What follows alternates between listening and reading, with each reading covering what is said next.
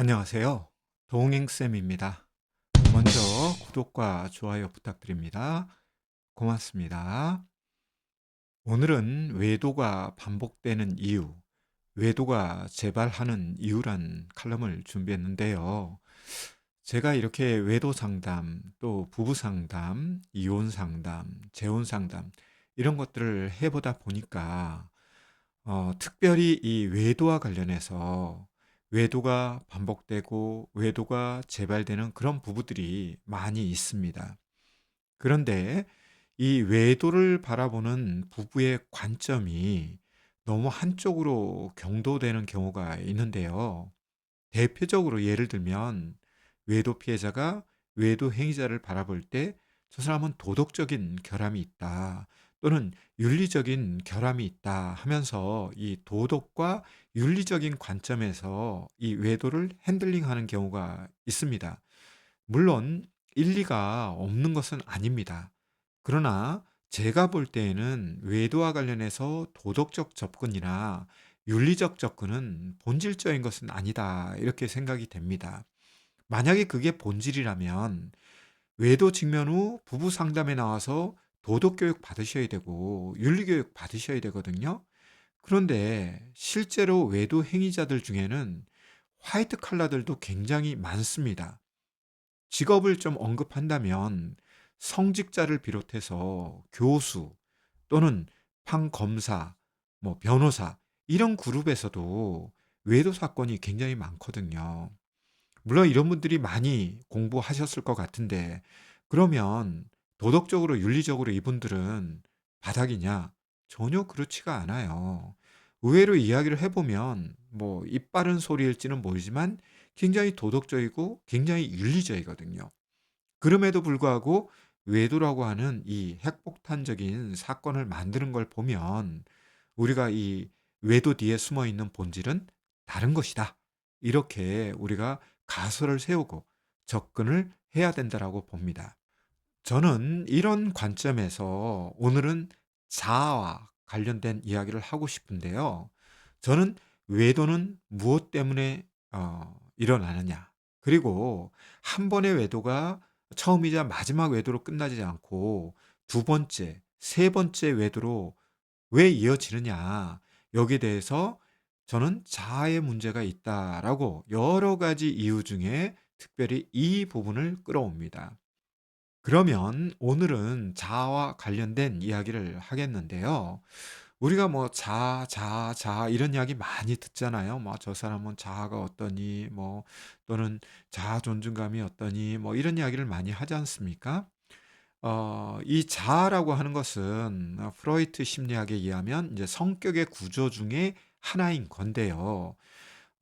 그러면 다른 구조는 뭐가 있느냐?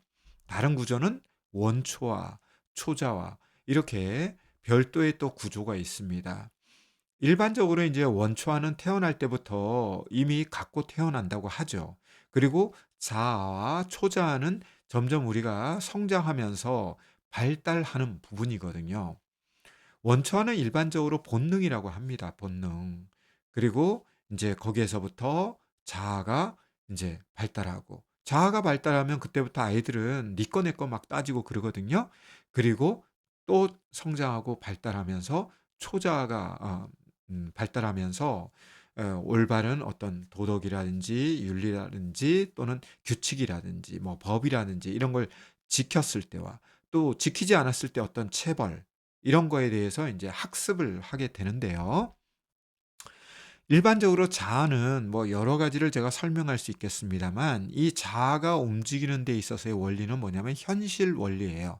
그래서 현실에서 합리적이냐 또는 효과적이냐 뭐 이런 것들을 많이 따지겠죠. 원초와는 쾌락 원리를 따집니다. 제가 조금 전에 인제 원초와는 본능이라고 했잖아요. 일반적으로 사람들이 뭐 배고프면 먹을 거 달라고 앵앵거리는 거 그거 누가 학습시켜 주지 않았어요. 졸려오면 자고. 뭐 이런 것들이 다 인제 그 만족감을 얻으려고 하는 쾌락 원리에 의해서 인제 원초와는 움직이게 되어 있고요. 초자아는 인제 도덕 원리에 의해서 움직이게 됩니다. 방금 전에 제가 말씀드렸지만 도덕, 윤리, 규칙, 법 뭐 이런 거겠죠.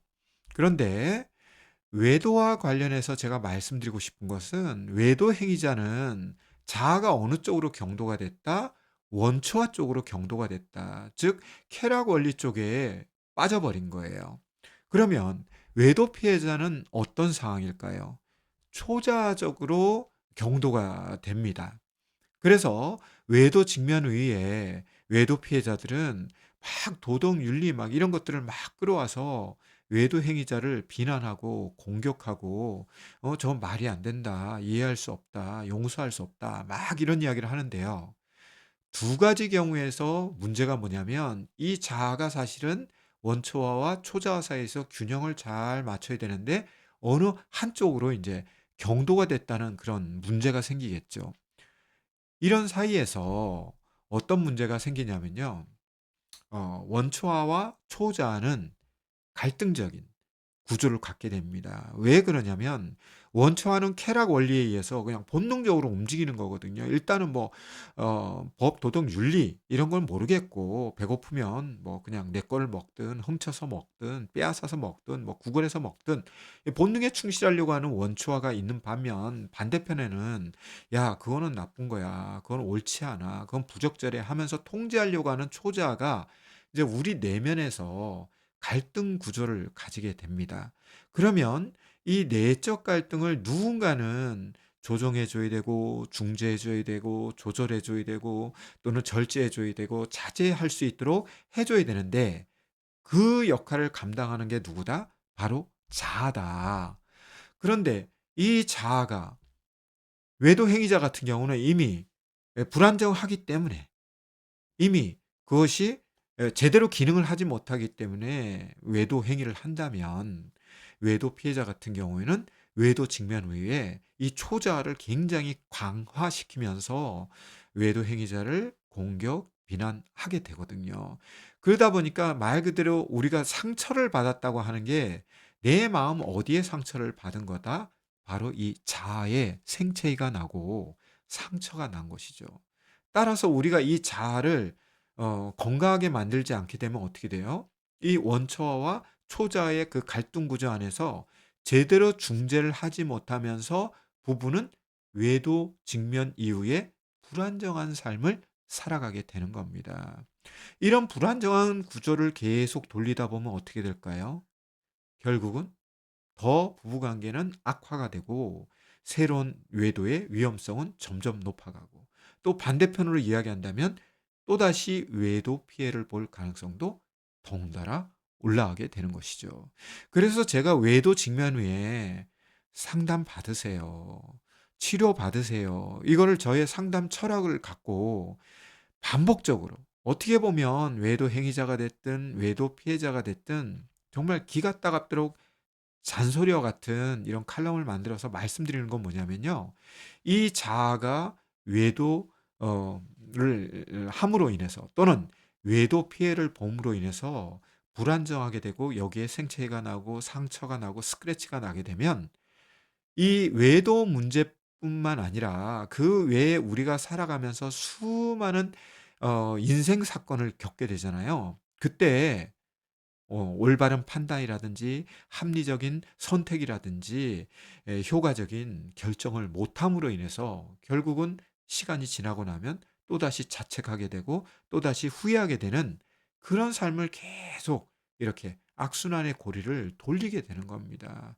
그러니 배우자의 외도 때문에 분노의 감정이라든지 억울한 감정이라든지 죽고 싶은 감정이라든지 또는 어떤 수치심, 뭐 죄책감 이런 것들이 외도와 직면한 부부 사이에 이렇게 계속 유지가 되는 거 그거는 지극히 당연한데요. 이 자아가 바로 서지 못하면 어떻게 된다? 이런 부정적 감정에 매몰되는 부분도 있지만 이런 감정의 늪과 수렁에서 빠져나오지를 못해요. 이거는 시간이 뭐 몇 년 지나면 되고 그런 게 아닙니다. 계속 이런 늪과 수렁에서 허우적거리기 때문에 나중에 소진되게 되고 결국 부부가 이혼하는 것은 트리거는 외도였는데 실제로 이혼으로 끝나는 부부들은 소진돼서 끝난다. 너무너무 지쳐서 '아 인제는 이런 삶 살기 싫어요.' 뭐 저 사람이 뭐 외도를 하든 말든 나가서 뭘 하든 말든 '아 모르겠어요. 빨리 이 늪과 수렁에서 빨리 벗어나고 싶어요.' 하면서 그냥 앞뒤 좌우 그리고 위아래 안 가리고 그냥 이혼이라고 하는데 도장을 빵 찍어 버리는 거거든요. 문제는 뭐예요? 자아가 건강하게 회복되지 않았으니 이혼이라고 하는 그 과정을 통해서 호랑이는 피했을지 모르지만 그다음에는 더 사나운 사자가 기다리고 있을지 모른다는 겁니다.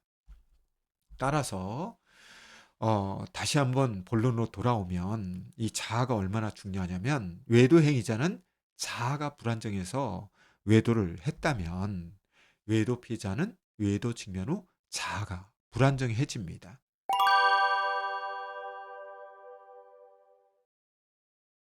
따라서 이 자아라고 하는 게 굉장히 중요하죠.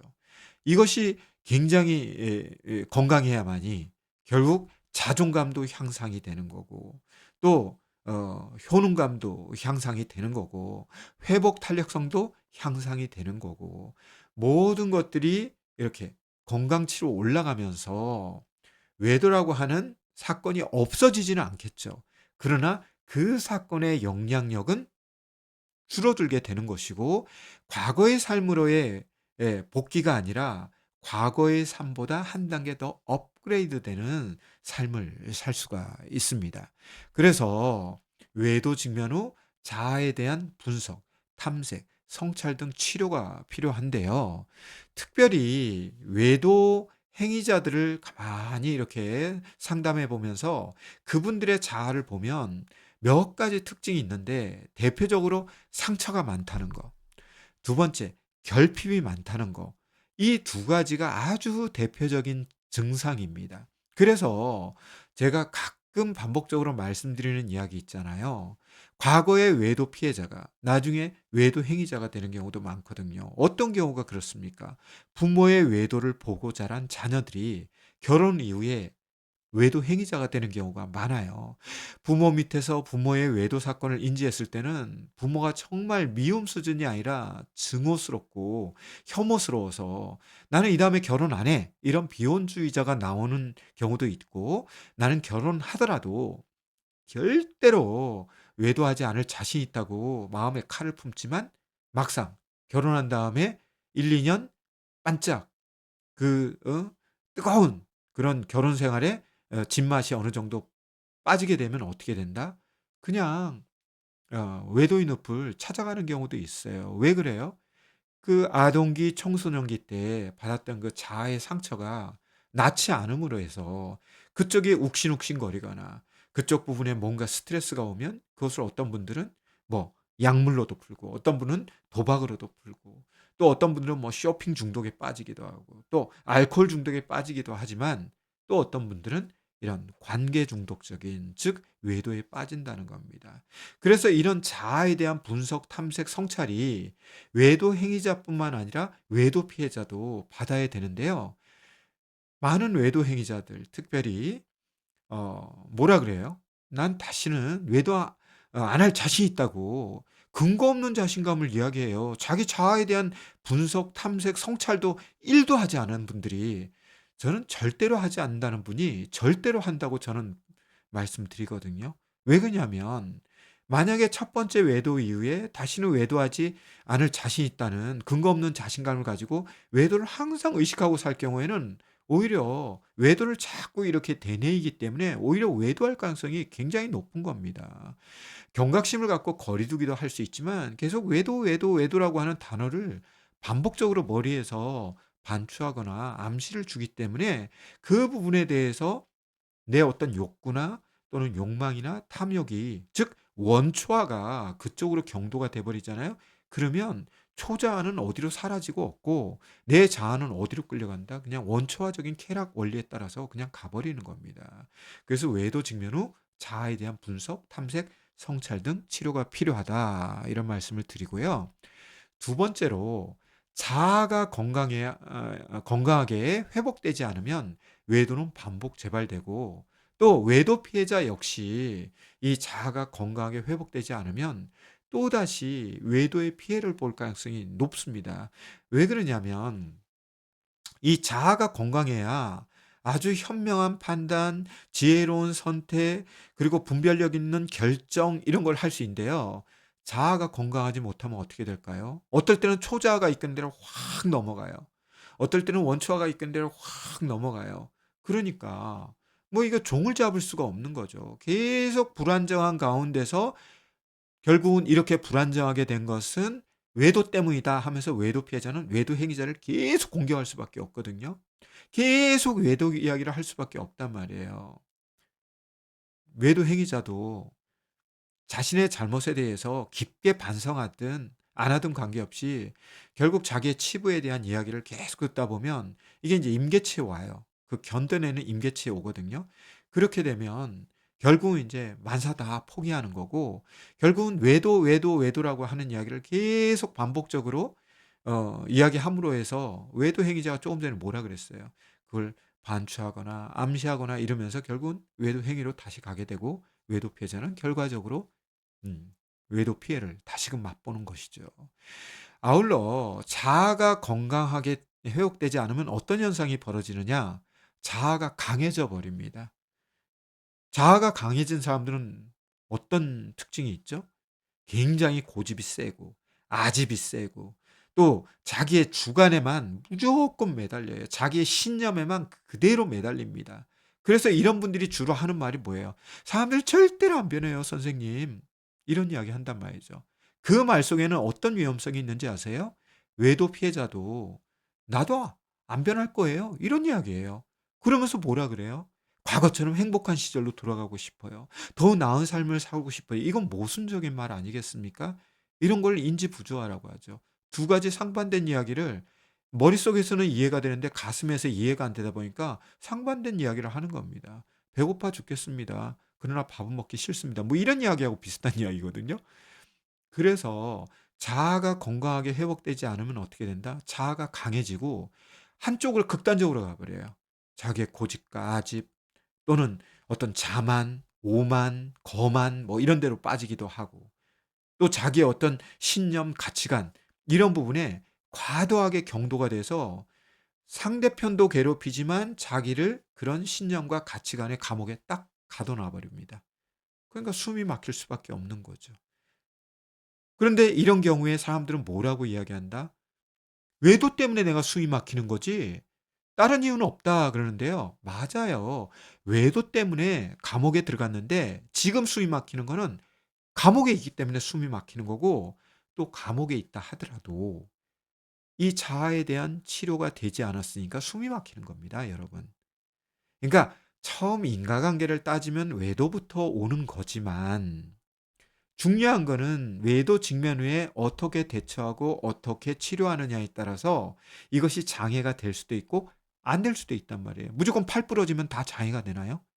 빨리 병원에 가서 정 안 되면 철심이라도 박아서라도 뼈를 잘 맞추고 나중에 물리치료 잘 받으면 100% 까지 기능은 안 될지 모르지만 95% 까지 기능을 회복할 수 있는데 "아유 이거 부러진 거 뭐 안 될 거야." 하고 방치하면 어떻게 될까요?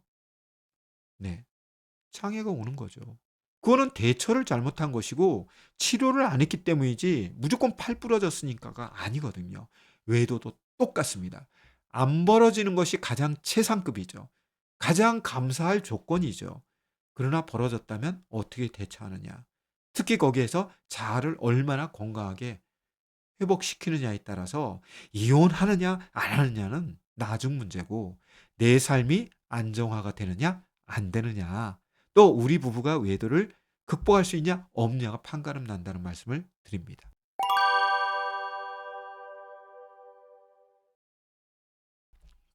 세 번째로 제가 초반에 말씀드린 것처럼 외도를 도덕적, 윤리적으로 접근해서 "저거는 부도덕한 거야. 저거는 비윤리적인 거야. 저거는 나쁜 거야. 저거는 틀린 거야."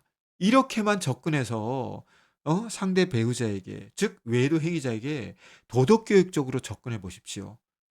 부부 사이도 나빠지지만 본질적인 걸 건드리지 않았기 때문에 외도 행위자도 이럴 수가 있거든요. "아이 뭐 이 양 버리면 뭐 내가 지금부터 뭐 깨끗이 산다고 해서 뭐 인정받지도 못할 거고 에이 모르겠다. 내 마음대로 살겠다." 하면서 원초화를 확 기울어 버립니다.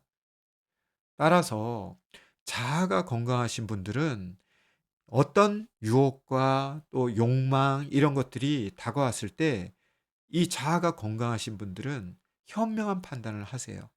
지혜로운 선택을 합니다. 효과적인 결정을 합니다. 그리고 분별력 있는 삶을 사지만 박사 타이틀 5개를 가졌든 이 사람이 교수였든 성직자였든 예? 판검사였든 관계없이요. 아무리 도덕 교육 열심히 배웠고 윤리수업 100점 맞았어도 자아가 흔들린다? 그러면 어떤 욕망 또는 탐욕 또는 유혹거리가 왔을 때 이거를 거리두기를 하지 못해요. 왜냐하면 자아는 현실 원리에서 선택하고 판단하고 결정하고 행동하게 하는 어 컨트롤 타워거든요. 근데 여기가 뭐 고장 났으니 무슨 뭐 그 사람의 직업이 나를 보장해 줍니까? 아니면 내가 갖고 있는 사회적 명예 타이틀이 날 보장해 줍니까? 아니거든요. 여러분들. 그런 거에 속지 마세요. '아 저 사람은 심리학 학자니까 안 그러겠지? 아 저 사람은 신학을 공부해서 성직자니까.' 여러분 주변에 돌아보십시오. 피해 보신 분들 중에 목사님, 사모님들 굉장히 많으세요. 아마 그분 중에도 제 콘텐츠 보시는 분들 꽤 많을 겁니다. 문제는 내 배우자의 직업적인 그 어떤 명예 때문에 드러내지 못하고 치료받으러 오지 않으시고 또 치료를 받으러 오셨어도 목사님 못지않게 굉장히 자아가 강한 분들이 누구다? 사모님들이다. 자기 고집대로 치료받으려고 해요. 그냥 바늘로 쿡 찔러도 피 한 방울 나오지 않을 정도로 자기의 고집과 아집으로 똘똘 뭉쳐 있습니다. 그러니 회복되겠습니까? 자기의 직업과 타이틀로 이게 치유가 될 것 같습니까? 절대로 그렇지 않습니다. 우리는 어떤 직업을 가졌든 빈부귀천은 지위고와 학식 유무와 관계없이 모든 사람에겐 자아가 있거든요. 이 자아가 건강하지 않으면 박사학위가 5개 무슨 타이틀이 뭐 고상하고 거룩하고 아무 의미 없더라고요, 제가 보니까. 따라서 도덕적 윤리적 접근보다 자아, 이 자아에 대한 분석, 탐색, 성찰 이런 부분에 포인트를 맞춰서 외도 문제를 접근하셔야지 그러지 않으면 여러분들 이혼해서도 허물어진 자아 때문에요. 돈을 억만금 쌓아 놓으면 뭐 합니까? 행복은 찾아오지 않습니다. 마지막으로 외도 직면 후 상담이 필요한 이유. 제가 이 컨텐츠를 다루면서 정말 잔소리처럼 너무나 많이 말씀드렸죠. 예. 바로 이 자아에 대한 분석과 탐색, 성찰을 통해서 이 자아를 건강하게 만들어야 되고 자아가 건강해야 어떻게 된다? 성숙해진다. 즉 외도라고 하는 사건은 미숙한 사람들이 일으키는 사건입니다. 내가 지위고하가 낮으니까 배운 게 없으니까 그런 거 아닙니다. 이 자아가 미숙하면요. 외도뿐만 아니라 각종 중독이라든지 또는 부적절한 언행을 엄청 많이 해요. 그래서 외도 행위자들이 미숙하기 때문에 외도 행위를 했잖아요. 그다음에 외도 행위가 발각된 다음에 어떻게 해요? 미숙한 또 언행을 해요. 그래서 2차 가해나 2차 피해를 준단 말이에요. 아울러 외도 피해자는 그러면 외도 직면 후에 어떻게 된다? 기존에 가지고 있던 그 성숙함이 바닥으로 툭 떨어져 버립니다. 왜요? 상처를 받았거든요. 상처를 받고 나면 평소에 갖고 있던 이 성숙함이라고 하는 거는 기능하지 못해요. 쉽게 말해서 기능 장애가 생긴다는 겁니다. 그래서 평소에는 합리적으로 또 굉장히 효과적으로 이렇게 언행을 하던 분들도 갑자기 격한 언행을 하면서 막 폭력적으로 되고 공격적으로 되고 자기 파괴적으로 되는 분들도 굉장히 많습니다. 그러니까 성숙했던 분도 외도의 충격을 받고 나면 미숙함으로 훅 떨어져 버리거든요. 이런 것들을 빨리 아픈 부위를 어루만져 가면서 치료를 해야만이 외도의 충격으로부터 외도의 트라우마로부터 또 외도의 악몽으로부터 벗어날 수 있는데 참 뭐 매일매일 그냥 "너 언제 어디서 무엇을 어떻게 했지?" 아는 사실 가지고 공격, 또 모르는 사실은 반복적인 질문으로 또 뭐 밤에 그냥 소진되게 잠도 안 재워 가면서 계속 싸워요. 결국은 뭐예요? 팔 부러졌는데 발가락 만지면서 시간 보내다가 결국 팔은 장애가 되는 겁니다. 장애만 돼도 괜찮죠. 팔을 잘라야 될지도 몰라요, 골마서. 얼마나 지혜롭지 못한 선택입니까? 그러니까 외도와 직면했다면 외도 피해자 입장에서는 그냥 화가 아니고 분노 또는 경로, 격분, 울분 막 이런 게 막 샘솟듯이 올라오거든요. 충분히 이해합니다. 충분히 공감합니다. 그러나 이런 시간이 1 년, 2 년, 3 년이 가잖아요. 이분 분노 중독에 빠져요. 나중에는 이혼한 다음에도 이 분노 중독에서 못 벗어나요. 그걸 우리 쉬운 말로 뭐라 그럽니까? 화병이라고 그러지 않습니까? 그럼 화병 걸린 사람들이 제일 많이 하는 게 뭐예요?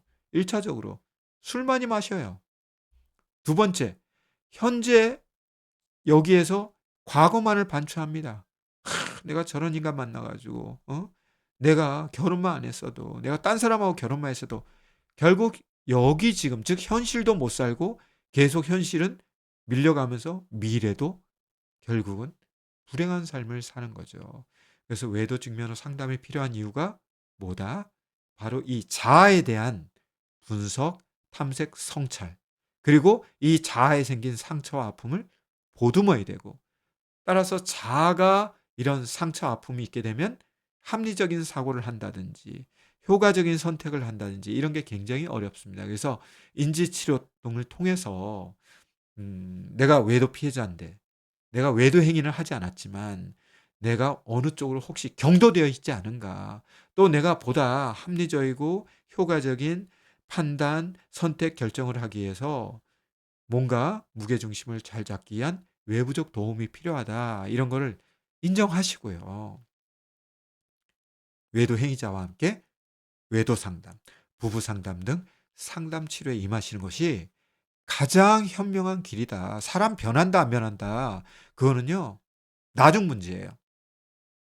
여러분들은 자꾸 나쁜 사례들만 듣기 때문에 사람들은 절대로 안 변한다고 하잖아요. 상담사는 어떤 사례도 봅니까? 안 변하는 사례 있습니다. 제가 없다는 게 아니에요. 변하는 사례도 봅니다, 상담사는. 여러 케이스를 보기 때문에. 자기가 본 것이 전부가 아닐 수 있습니다. 상담사는 A 케이스, B 케이스, C 케이스 보면서 A 케이스는 이혼으로 끝나고 B 케이스는 예? 이혼은 안 하지만 극복하지 못하고 살지만 C 케이스는 극복하고 사는 부부도 저는 뭐 개인정보이기 때문에 말씀은 못 드리지만 있다는 걸 말씀드려요. 그러니까 섣불리 우리가 "사람 절대로 안 변한다." 이러면서 절대로 100% 단어 이런 거 집어넣어서 사용하지 마십시오. 결국 그 말은 자기를 옭아매는 저게 되거든요. 올가미가 되거든요. 즉 외도 피해자도 사실은 변화를 해야 되는 거고 외도 행위자도 변화해야 되는데 외도 피해자는 "나는 안 변할 테니까 니만 변해." 그래서 외도 행위자가 변했어요. 근데 외도 피해자가 안 변하면 어떻게 되죠? 업그레이드는 안 되겠죠. 상처받은 사람이 계속 상처받은 상태로 존재한다면 한쪽이 아무리 개가천선해 와도 또 상처받은 사람이 오염시킬 수 있는 겁니다.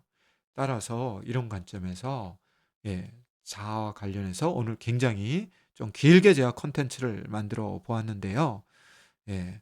오늘도 어 내용이 유익하고 도움이 되셨다면 구독과 좋아요 다시금 부탁합니다. 그럼 다음 시간에 다시 찾아뵙도록 하겠습니다. 고맙습니다.